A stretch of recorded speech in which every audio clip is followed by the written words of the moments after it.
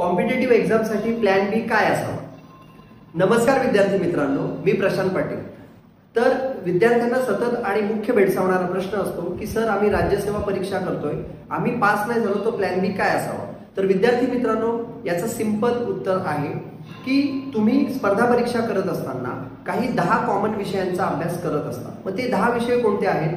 तर history, geography, polity, economy, science, maths, reasoning, Marathi grammar आणि English grammar. तर हे 10 विषय तुम्ही चांगले केले, त्याच्यावर तुम्ही कमांड घेतली, त्याच्यावर तुम्ही चांगली मेहनत घेतली, तर तुम्ही ॲट अ टाइम एमपीएससी राज्यसेवा असेल, कंबाईन ग्रुप बी, ग्रुप सी असेल, स्टाफ सिलेक्शन कमिशनच्या येणाऱ्या 3 परीक्षा असतील, रेल्वेची परीक्षा असेल, बँक पीओ आणि बँक क्लर्क असेल, पोलीस भरती असेल, सरळ सेवेतून होणारे क्लर्क असतील, तर अशा सर्व परीक्षा तुम्ही ॲट अ टाइम देऊ शकता। तर प्लॅन बी हेच उत्तर आहे की 10 विषय चांगले करा आणि कोणती शासकीय नोकरी घेऊन जा।